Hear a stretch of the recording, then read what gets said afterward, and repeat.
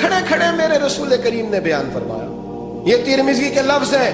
हुजूर ने फरमाया शाह ये शाबान की 15वीं रात है। मदीने में सबसे ज्यादा बकरियां बनु कल्ब का कबीला पालता था।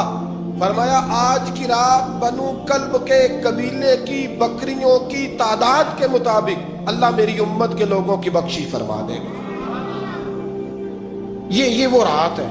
जनाब आयशा सिद्दीका रज़ी अल्लाह ताला अन्हा ने बात रात को सुनी तन्हाई में नबी पाक से, रात को तन्हाई में हुजूर से सुनी। सवेरे जनाब आयशा ने कुल उम्मत को बताई।